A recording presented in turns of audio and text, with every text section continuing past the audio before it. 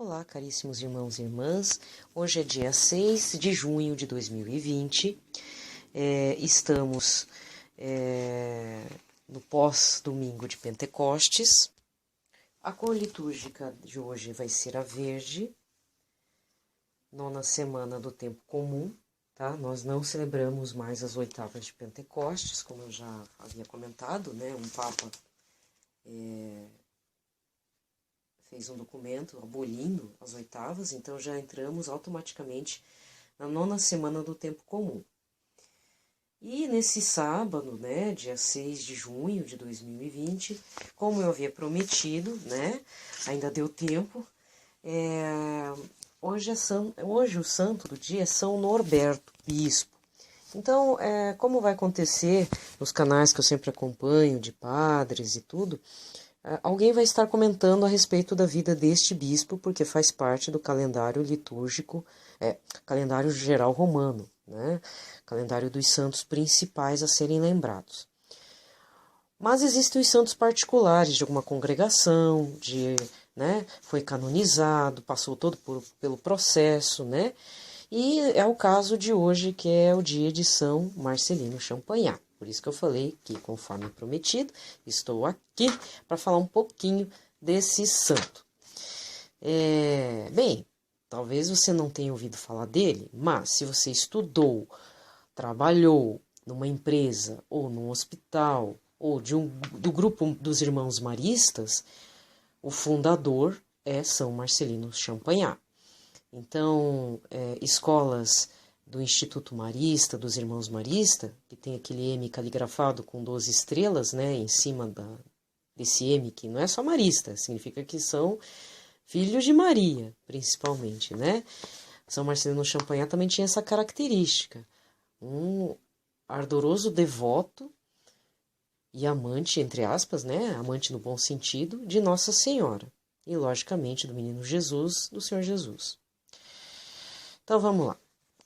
O processo de canonização dele aconteceu no pontificado de São João Paulo II, que foi o pontificado mais longo da história da Igreja Católica, mas também um dos pontificados que mais elevaram aos altares dos céus, né, colocou como santos vários homens e mulheres. Realmente ele fez várias celebrações em que colocou, deu vazão a muitos processos, né, não que estavam parados, mas estavam sob análise, né, de muitos homens e mulheres que se tornaram santos. Não se torna santo de uma noite para o dia, passa-se por um processo. Então tem toda uma hierarquia, acho que passa por venerável, depois por beato, tem algumas fases aí, né? Que nem Beata Helena Guerra ainda não se tornou santa, é beata, né? Outra beata que tem uma publicação muito interessante, Ana Catherine Emmerich, ainda é beata, não é santa. Existe um processo aí de canonização do Padre Léo, nem chegou na primeira fase ainda. Nem chegou na primeira fase ainda. Não conseguiu nem o primeiro título, que é o caminhar de depois levar o título de santo. Se não me engano, para ser santo, primeiro passa, antes de ser santo é beato, né? Para ser beato, necessita passar por um milagre. Comprovado esse primeiro milagre, passa-se mais um tempo, é recolhido outros milagres, passado por estudo, tudo, pela análise de uma comissão do Vaticano. A partir de um segundo milagre, aí passa pela essa comissão, se vê que realmente foi algo sobrenatural, que não alcançou a capacidade humana, científica, médica, realmente houve a comprovação de que algo fugiu, foi para o sobrenatural, né, como foi o caso da canonização dos 2 pastorzinhos de Fátima, né, que foi um menino, inclusive, do meu estado, aqui do Paraná. O menino sofreu uma queda do telhado, estava entre a vida e a morte, e as irmãs carmelitas da região de uma cidade do interior do Paraná colocaram não sei se é justo, era uma oração para canonização, né, em vias de fato. Não sei se tinha uma relíquia junto, sei que o menino se recuperou. Então, para os médicos lá, eles afirmaram que o menino estava condenado ao coma por muito tempo, ou então que teria sequelas gravíssimas mentais, né, porque foi atingido o cérebro. E o menino está tranquilamente normal. Então, há todo um processo, né? Agora, voltando para São Marcelino Champagnat.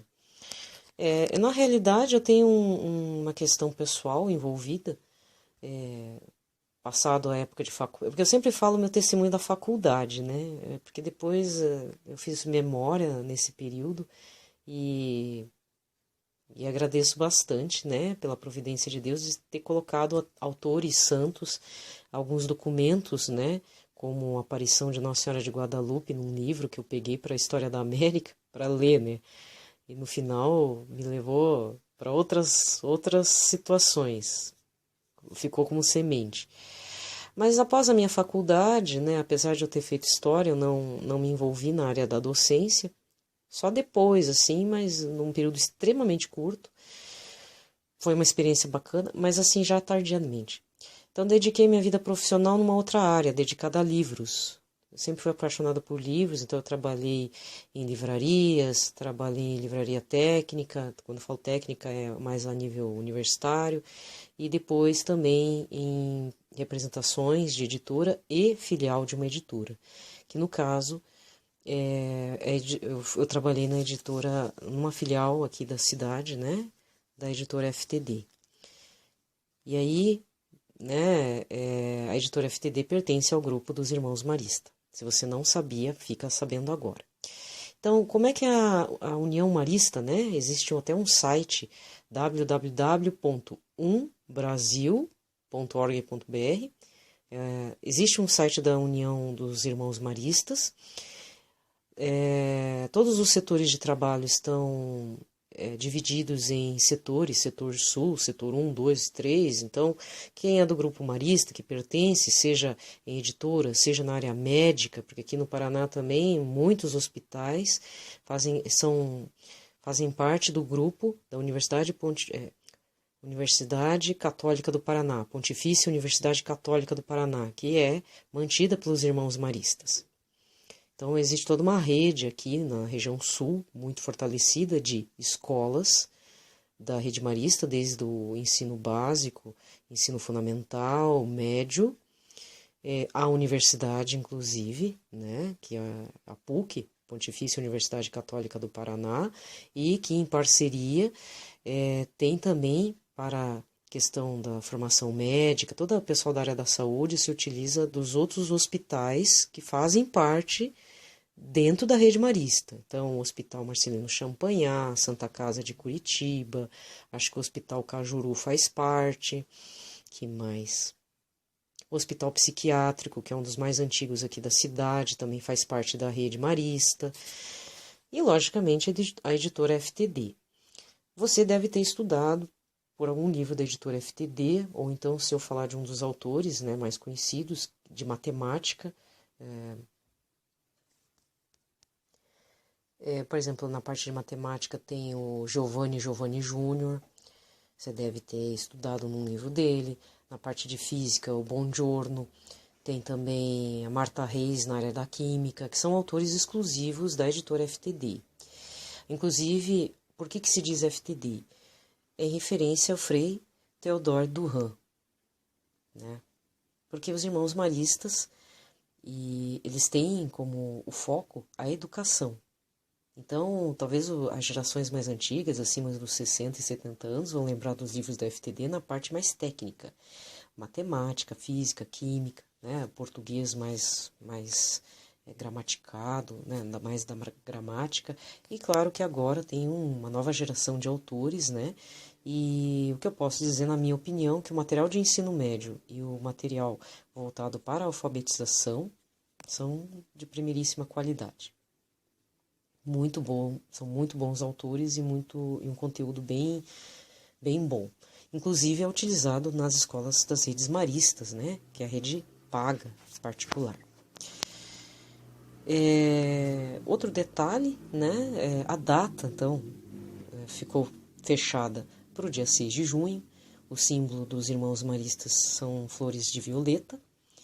E eu estava com uma certa dificuldade de achar algum escrito do padre São Marcelino Champagnat. Sim, ele foi padre. Ele nasceu no ano da Revolução Francesa, 1789, muito providencial inclusive, porque nós sabemos que o que acontece depois da Revolução Francesa? Uma secularização e laicização de toda uma sociedade, de toda uma educação, inclusive, né? Existe até aí eu tenho que deixar o São Marcelino de lado e falar um pouco do surgimento das escolas para crianças, né? Existe um trabalho de pesquisadores franceses, né? Porque os pesquisadores franceses são top na área de história e ciências humanas em geral, filosofia também, mas principalmente na área de história. Então existe um grupo desde a década de 70 existe um grupo de trabalho que faz o histórico das escolas primárias na França. E elas surgiram a partir, então, para resumir a coisa, elas surgiram a partir de, juntamente com a Revolução Industrial, a urbanização das cidades, essa desestruturação, né, desse ajuntamento de pessoas, porque nós sabemos que nos primeiros anos e décadas da Revolução Industrial, da industrialização e urbanização dos centros mais principais de toda a Europa, mas principalmente França e Inglaterra, havia aquele ajuntamento de pessoas em que até as mães levavam as crianças para o trabalho. E fora que havia muitas crianças na rua, não que não tivesse família. Alguns não tinham, mas outras tinham família, mas ficavam na rua. Então o governo resolveu juntá-las, e havia o pensamento mesmo de juntá-las em locais que mais pareciam presídios para crianças do que propriamente escolas como nós pensamos hoje. Né? Então existe a pesquisadora Michelle Perrault, que não sei se faz parte ainda desse grupo de estudo, o filósofo Michel Foucault. Eu particularmente não gosto desse filósofo, porque ele é um anti-historiador, né? Ele sempre quis quebrar com a história, tirava sarro da história. Mas tem um trabalho importante, inclusive é o mais histórico desse filósofo, que é o livro chamado Vigiar e Punir, se não me engano é da editora Vozes. Eu não recomendo os outros livros do Michel Foucault, é bem polêmico. Tem gente que se apaixona, eu particularmente não gosto, justamente porque ele é anti-histórico, anti-historiador. Mas o livro Vigiar e Punir é um livro que vai falar sobre os presídios na França, faz um histórico, e principalmente sobre essa questão de o que fazer com as crianças e ajuntá-las no local para educá-las, corrigi-las e mantê-las presas mesmo. É meio chocante, mas é importante também que as pessoas reflitam um pouco, sabe? Nós somos uma sociedade que aceita tudo, desde o enlatado até o ridículo. Então a gente não faz memória, a gente não critica as coisas, né? E eu sou uma pessoa meio bocuda, então, enfim. Então nesse contexto todo, então volta para São Marcelino de Champagnat. Então nesse contexto todo, ele surge num momento de caos social. E aí, devido à guerra civil, instabilidades políticas, né, que nós sabemos o que acontece pós-Revolução Francesa, o processo de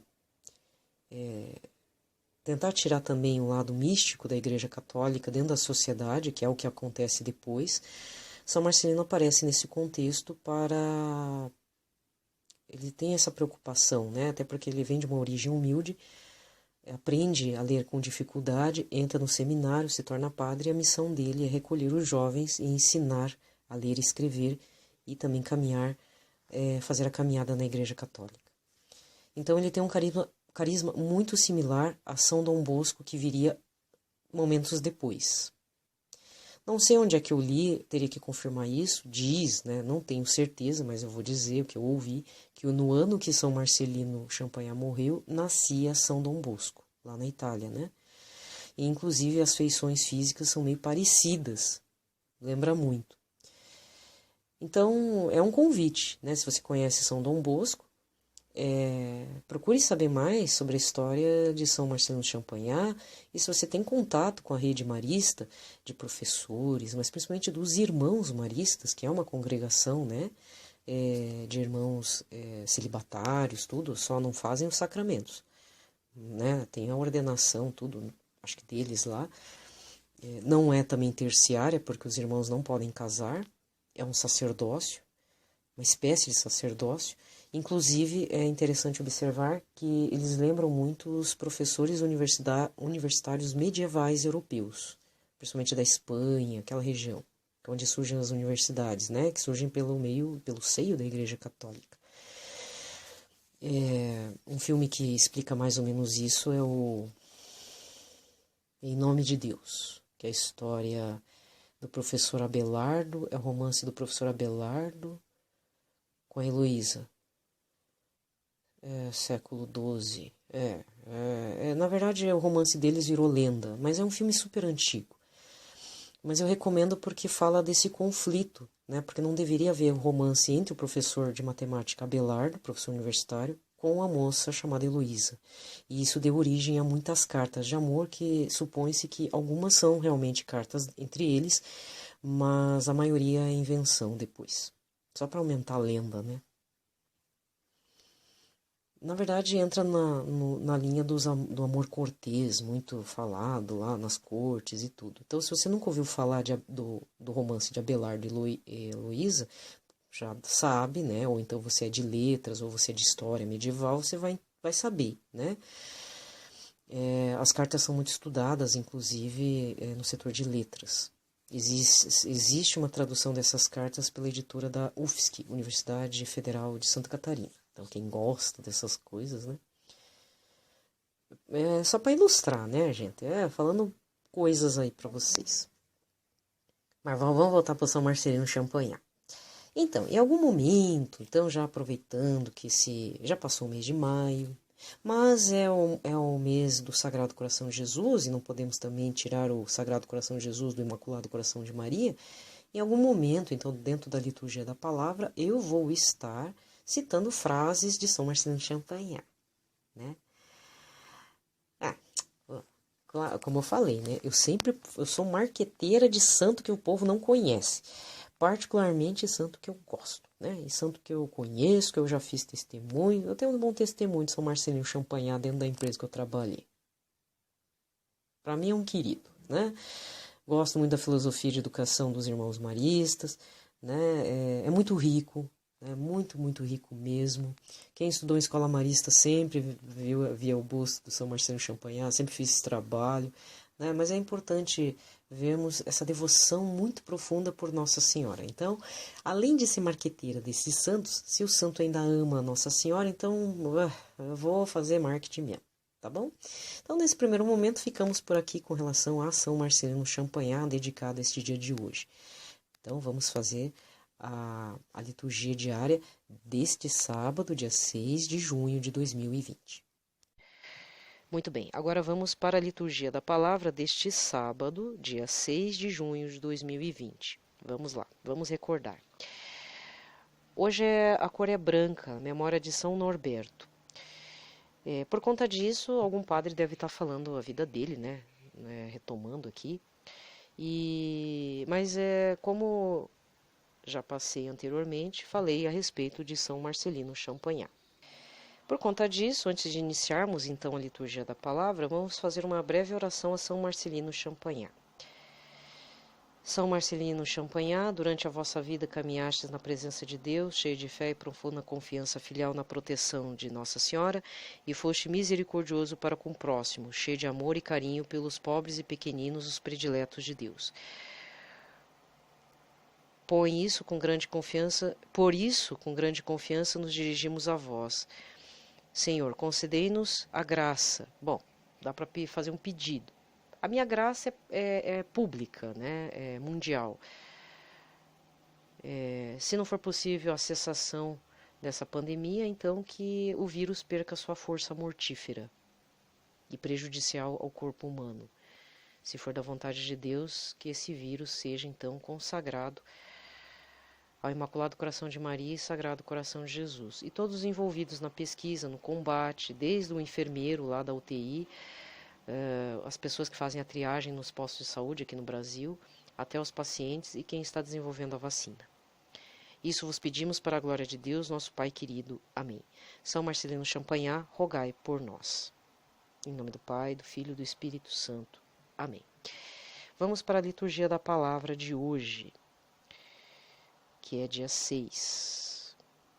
Primeira leitura está em 2 Timóteo, capítulo 4, versículos de 1 a 8. Caríssimo, diante de Deus e de Jesus Cristo, que há de vir a julgar os vivos e os mortos, em virtude de sua manifestação gloriosa e do seu reino, eu te peço com insistência, proclama a palavra, insiste oportuno ou importunamente, argumenta, repreende, aconselha com toda a paciência e doutrina. Pois vai chegar um tempo em que não suportarão a sã doutrina, mas com prurido de curiosidade nos ouvidos, se rodearão de mestres ao sabor de seus próprios caprichos, e assim deixarão de ouvir a verdade e se desviarão para as fábulas. Tu, porém, mostra vigilância em tudo, suporta o sofrimento, desempenha o teu serviço de pregador do Evangelho, cumpre com perfeição o teu ministério, seja sóbrio. Quanto a mim, eu já estou para ser derramado em sacrifício. Aproxima-se o momento de minha partida. Combati o bom combate, completei a corrida, guardei a fé. Agora está reservada para mim a coroa da justiça que o Senhor, justo juiz, me dará naquele dia, e não somente a mim, mas também a todos que esperam com amor e sua manifestação gloriosa. Palavra do Senhor. Só ouço verdades, né? Parece que eu estou vendo o tempo atual. Salmo responsorial é o 70. Com o refrão, minha boca anunciará a vossa justiça. Vosso louvor é transbordante de meus lábios, cantam eles vossa glória o dia inteiro. Não me deixeis quando chegar minha velhice, não me falteis quando faltarem minhas forças. Minha boca anunciará a vossa justiça. Eu, porém, sempre em vós confiarei, sempre mais aumentarei vosso louvor. Minha boca anunciará todos os dias vossa justiça e vossas graças incontáveis. Minha boca anunciará vossa justiça. Cantarei vossos portentos, ó Senhor, lembrarei vossa justiça sem igual. Vós me ensinastes desde a minha juventude e até hoje canto as vossas maravilhas. Minha boca anunciará a vossa justiça. Então vos cantarei ao som da harpa, celebrando o vosso amor sempre fiel. Para louvar-vos, tocarei a minha cítara, glorificando-vos, ó Santo de Israel. Minha boca anunciará a vossa justiça. O evangelho de hoje é o capítulo 12, versículos 38 a 44. Naquele tempo, Jesus dizia no seu ensinamento à multidão: Tomai cuidado com os doutores da lei. Eles gostam de andar com roupas vistosas, de ser cumprimentados nas praças públicas, gostam de primeiras cadeiras nas sinagogas e dos melhores lugares nos banquetes. Eles devoram as casas das viúvas, fingindo fazer longas orações. Por isso, eles receberão a pior condenação. Jesus estava sentado no templo, diante do cofre das esmolas, e observava como a multidão depositava suas moedas no cofre. Muitos ricos depositavam grandes quantias. Então chegou uma pobre viúva, que deu 2 pequenas moedas que não valiam quase nada. Jesus chamou os discípulos e disse: Em verdade eu vos digo, esta pobre viúva deu mais do que todos os outros que ofereceram esmolas. Todos deram do que tinham de sobra, enquanto ela, na sua pobreza, ofereceu tudo aquilo que possuía para viver. Palavra da salvação. Aqui termina a liturgia da palavra, e como eu fiz uma longa biografia de São Marcelino Champagnat, né, não vou fazer nenhuma meditação, interpretação das leituras de hoje, mas fiquem atentos para a primeira leitura e o Evangelho. O primeiro detalhe o detalhe principal da primeira leitura, porque todo mundo, quando lê essa parte, gosta de falar: combati o bom combate, completei a corrida e guardei a fé. Muito bonito, né? Mas esquece de ver o que Paulo está falando aqui antes. Pois vão chegar o tempo em que não suportarão a verdadeira doutrina, mas com prurido, ou seja, com coceira da curiosidade nos ouvidos, se rodearão de mestres ao sabor de seus próprios caprichos. Assim, deixando de ouvir a verdade, se desviarão para as fábulas, que é o que está acontecendo. Queremos ouvir coisas agradáveis, queremos fazer meditação transcendental, queremos fazer o tal do yoga. A gente inclui as coisas no meio da doutrina cristã. Eu vejo pouca gente estudando o catecismo da Igreja Católica e se enfiando em doutrina nada a ver, e ainda a capacidade de falar: eu salvei aquela pessoa da depressão com aquele não sei o que do reiki. Dá vontade de dizer para a pessoa, ex-freira, hein? Eu vi isso de uma ex-freira esse ano. Dá vontade de dizer: a senhora quer se achasse Jesus Cristo? Faz o favor então de fazer toda a paixão, suplício, morte, leva a cruz também e vai ser pregada. Aí sim eu vou acreditar que a senhora está salvando alguém. Me causa revolta. Revolta. Gente que fala isso. Eu acho até absurdo o médico que diz que eu curei. Não, até essa parte dá para entender. O médico dizer que eu curei. Agora, uma pessoa dizer que faz uma suposta medicina alternativa, não sei das quantas, tá?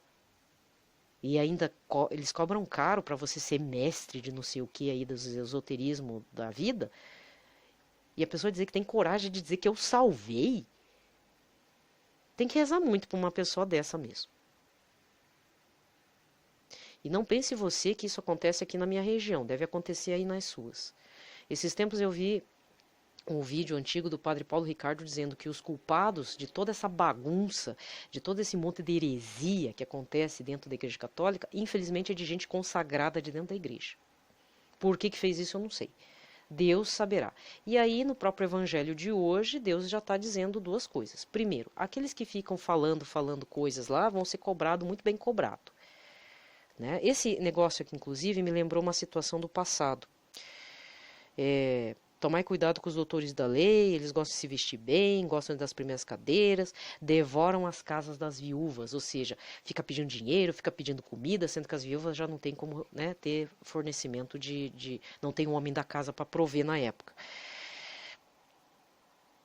Eu não vou citar nomes, né, mas a minha família oriental, de uma parte da família não era católica, uma outra linhagem dos avós aí. E aí chamavam a pessoa que é o sacerdote da religião reencarnacionista, né, para fazer as orações, para rezar pelos falecidos, porque o budismo reza muito para os falecidos, porque assim é reencarnacionista, mas eles acreditam que o morto ele pode voltar numa outra situação mediante nossas orações. É uma outra lógica, né?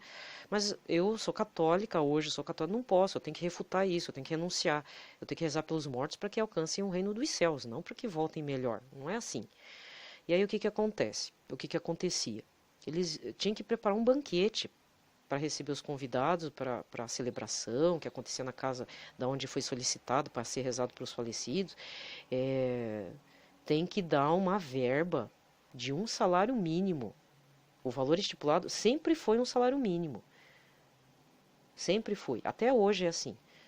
Se for mais é ótimo, para que o celebrante lá possa estar fazendo as orações, recitando os mantras.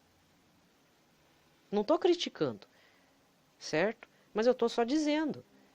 É mais ou menos isso. Eu vejo assim, só que às vezes eu fico a pensar no meio católico. Agora a crítica no meio católico. Será que esses músicos católicos, cantores católicos, será que não fazem umas exigências meio absurdas? Porque eu já ouvi ruídos estranhos assim. Estranhíssimos. Sabe? Não é cobrar cachê, mas começa a exigir coisa. Eu quero um camarim, eu quero um espaço para isso. Pregadores católicos também. Eles não podem cobrar para falar a palavra, né? Mas tem que ser bem recebido, pelo menos leva o homem para almoçar. Teve um caso inverso, teve um caso que o pregador, não vou citar nomes, que eu ouvi isso na rádio, da boca da pessoa. Diz que foi para um lugar, o pessoal não teve a empatia de, depois da pregação, perguntar, você está com fome? Você quer comer? Vamos te levar para... Isso é questão de boa educação, né, gente? Quem convidou tem que levar a pessoa, tem que paparicar, tem que ciceronear. Não precisa passear para levar, se puder levar para conhecer um pouco uma praça da cidade, um local ótimo, beleza, ótimo, maravilhoso, né? Faz isso. Agora, não deixa o homem passar fome, né? Isso é falta de hospitalidade, né? Pô, chamaram a pessoa para pregar lá na cidadezinha, leva ele para sua casa, faz ele comer, pergunta se quer dormir, tomar um banho decente, né? Tem regiões aí que não tem nem chuveiro, né? Também não é assim. Mas tem um inverso também, né? Exige, exige, exige. Então, veja, não estou criticando o sacerdote lá, o celebrante budista. Mas acontece, é isso que acontece. Aí fica a teu critério se você quiser criticar, mas eu não criticaria. Isso é um método, já é de praxe, veio do Japão, é assim mesmo. Tá? Até porque o monge não recebe salário, né? Ele até recebe uma verba lá, tal, de algumas famílias que o adotam para mantê-lo aqui, às vezes trazem um monge até do Japão, entendeu? Tem família, monge pode casar, inclusive, tem filho, né? Mas lembrando que é outra doutrina, né? Não é como crítica. Por outro lado, mais ou menos eu vejo assim, tem gente que às vezes vai na casa das pessoas, come tudo que tem lá né, os gotiçô gostoso, né? Gotiçô as comidinhas gostosas em japonês. Os gotiçô tudo gostoso, enche a barriguinha, ainda leva o dinheiro e partiu, né? Então, cada um será julgado por suas riquezas, e como é que você está fazendo as coisas acontecer, não é mesmo? Pronto, falei. Ai, mau humor de sempre, né? Tem que falar. Então, cuidado, como é que você está fazendo essa questão aí da. Como é que você está lidando com os bens materiais? Se você está investindo nas coisas de Deus ou se realmente, né, você está agindo como os antigos doutores da lei que só está usufruindo, usurpando e maltratando os pobrezinhos. Tem igreja, né, a gente chama, tem umas seitas aí neopentecostais que fazem na cara dura, gente. Né? Aí a pessoa pega nojo de fazer o dízimo. Não, você tem que. É importante fazer o dízimo, mas faça de forma consciente. Na Igreja Católica não é necessariamente 10%. Dá o que teu coração disse, conforme essa passagem aqui. A viúva deu 2 moedas que para ela era importante. Ah, eu vou dar. Por quê? Porque teve consideração, tem respeito. Então, o ato de fazer o dízimo, o ato da oferta na missa, você tem que dar. Não, olha, não importa se é uma moeda de 5 centavos, mas você tem que chegar, antes de chegar a cestinha, ou a caixinha, ou cofrinho, sei lá, quem for que está passando, já fala, enquanto o padre está se preparando, né, para o ritual eucarístico, para a parte litúrgica eucarística, é o momento das ofertas. Então você já fala mentalmente para Deus: Senhor, eu só tenho essa moedinha, mas eu vou contribuir como a viúva fez, porque eu confio, eu tenho confiança no Senhor, tem que manter aqui o local, né? Eu sei que a palavra é dada de graça, mas tem toda uma estrutura para ser mantida, que os meus 5 centavos seja um fermento bom, assim, para que cresça. Porque sempre tem aqueles melhores, mais disponíveis, mais dispostos, né, a dar mais para a continuidade das obras. Às vezes obras mesmo materiais, construção, reforma do local ali da paróquia ou do santuário que você está lotado. Não podemos colocar, não, diz uma porcaria, não vou fazer. Mas eu faço uma proposta. Você quer fazer algo assim, não é testar Deus, fazer uma experiência com o Todo-Poderoso, faz 10% do que você recebe. Aí vem a dúvida, no bruto ou no líquido? Faz no líquido. Mas se você quiser consagrar teu patrão, ou os impostos, que também é louvável, consagrando os impostos que está dando para o governo, faz no bruto. Tudo uma questão de pensar, né, gente? É só parar, meditar, pedir orientação do Espírito Santo, faz no primeiro momento e depois no outro momento, então... Se você quiser colocar todos os tributos, por que é o bruto do teu salário, o bruto dos teus rendimentos, é porque tem lá os impostos que depois vai ser retirado, não é mesmo? Imposto de renda, etc, etc. Não é? Então, se você quer consagrar tudo isso que vai para o governo, vai também. Faz aí a experiência. Por que não? Porque quando você devolve o dízimo, você está consagrando o seu dinheiro, você está devolvendo para Deus aquilo que Deus forneceu pela graça dele. É uma devolução mesmo. Por isso que a gente não fala pagar o dízimo, a gente fala devolver o dízimo ou acertar. Eu falo acertar o dízimo. Porque se eu falar devolver o dízimo, tem gente que se ofende dentro da secretaria da paróquia, gente. Incrível, né? Mas é devolver mesmo. O certo é devolver o dízimo. E muitas vezes a gente não faz o 10%. Mas quer fazer uma experiência real e concreta e imediata? Faz 10% num prazo de 6 meses para ver como não muda. Agora estou parecendo com as mulheres evangélicas, né? Mas faz essa experiência para você ver. Muda completamente a tua situação com relação ao dinheiro, com relação às compras, tudo, tudo, tudo. Muda tudo. Às vezes você é compulsivo, né? Tá difícil com a psicóloga lá resolver teu lado compulsivo. Faz a experiência do dízimo de 10% para você ver como com o tempo você não é libertado dessa compulsão de compras, de ficar batendo perna, tem que trazer coisa inútil para casa. Aí monta dívida, né? Tem gente que é isso, tem que se juntar de cacareco. Tá bom? Gente, paz e bem a todos. Fiquem em paz, na paz de Cristo. Que nunca falte alimento para vocês, nunca falte trabalho, que as contas principais sejam pagas, né? Agora é um momento assim de sobrevivência mesmo. Que Deus dê tudo para vocês. Medite bastante na situação atual. Todos nós estamos numa situação difícil e vemos pessoas em situação mais miserável ainda. Que isso toque nossos corações, né? Para a gente fazer mais caridade em Cristo. Paz e bem.